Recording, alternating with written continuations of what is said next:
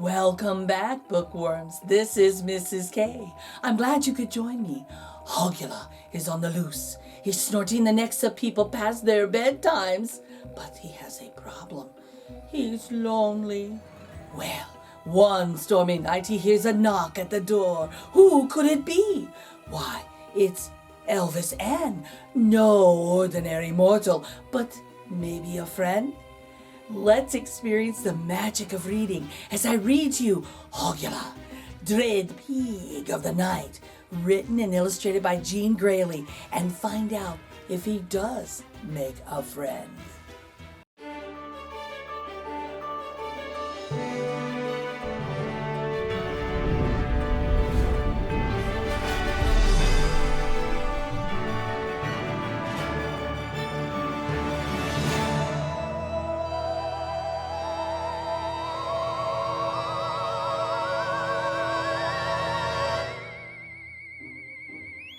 Have you seen this pig? Hog strikes again. Porcine fiend snorts victims into deep sleep. Hog wild. Hog haunts Hamtramck. It was bedtime. He came from nowhere. I felt his snout on my neck. Piggy snoozing. Deep sleep follows hog attack. He snorts. You snooze. Authorities warn. Be home by bedtime. Pigtail. He's here, he's there, he's everywhere. And when he finds you, he'll snort you into a deep piggy snooze. Thank you very much. Mwahahaha! Hogula, Dread Pig of the Night.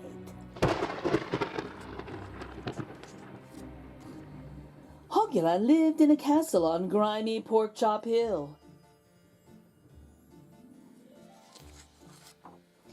His companions were two faithful servants, Chad and Igaretta. Pleasure, I'm sure. And several 100,000 bats.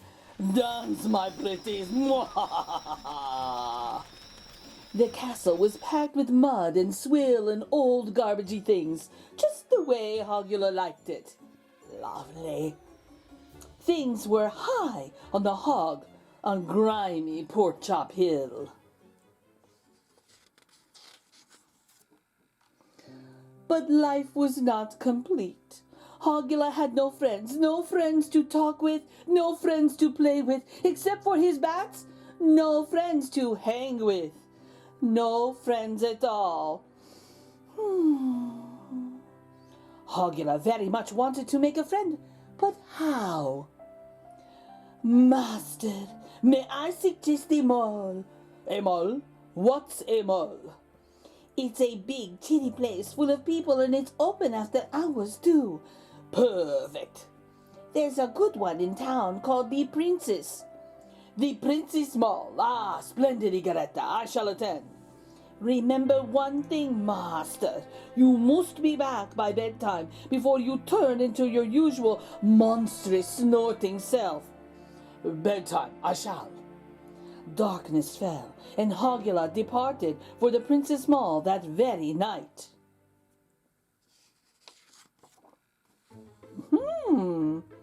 He liked it right away. Halloween sale, spooktacular savings. Oh my. People liked him too. They liked his costume. They loved his fangs. And he hung from the second balcony. They dropped their bags and cheered. And all those necks. Oh my. It was nearly bedtime, and Hogula's snorty snout itched to sink into them. He triple flipped perfectly to the third level balcony. Applause exploded below him. No one noticed how tightly Hogula had to smile to keep from bursting into a snorty fit and snorting every neck in sight. No one, except one shadowy figure who saw and understood. Bing, bong, bong, boing. The clock struck quarter to bedtime. The shoppers yawned and streamed out the double doors. In no time at all, Hogula was alone. He blinked.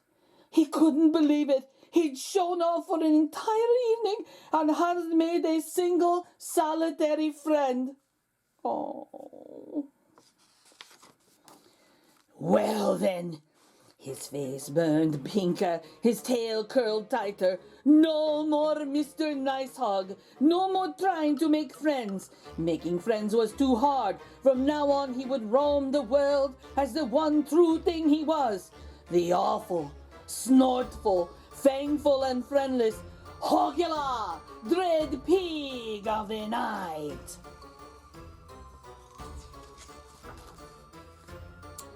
Hey, sir, your shoe. This was Elvis Ann. That night, she went here, there, everywhere. Hello, is this Slam? Is this like your shoe? Slam. Trick or treat, like is this your... Don't you know it's after bedtime? Slam. Finally, she came to grimy Pork Chop Hill. Trick or... Oh.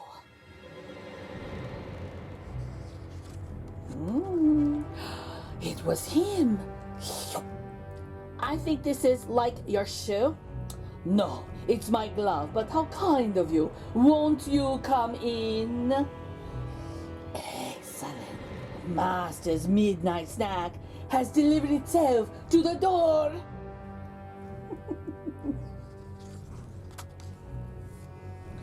He was strange, he was wonderful, unlike anything she'd ever met before, and in some deep, mysterious way, Elvis Ann just knew they'd make a perfect team. She wasn't sure about these other two. Hogula smiled. Never had he wanted to snort a tempting bit of mortal so badly. He moved to her face, passed her face to her ear, and brought his twitching piggy snout to that delicious spot on her neck, when he noticed her lips were twitching too. Hogula paled before he could scream and jump out of the way.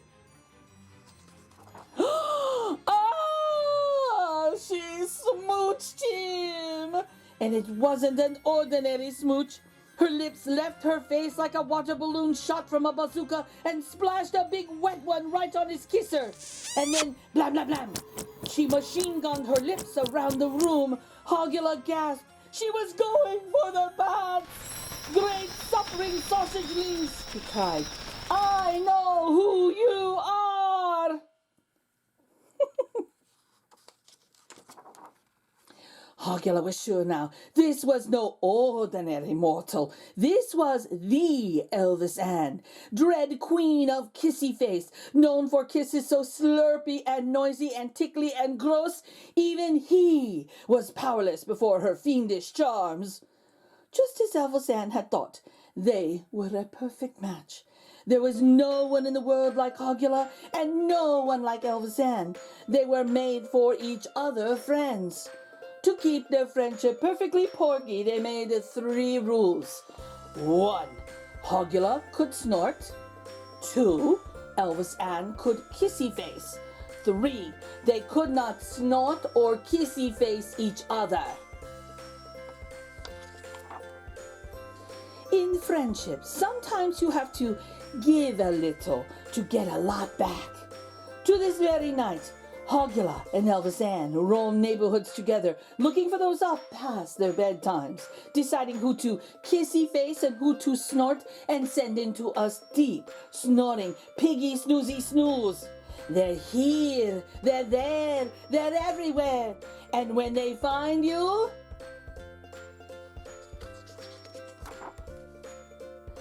kissy, good bite.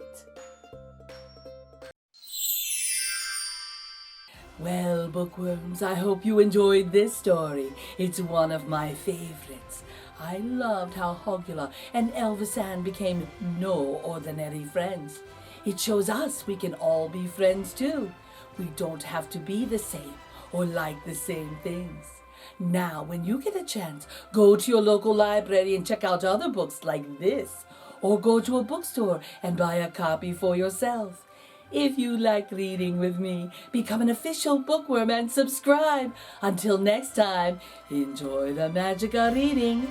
Bye.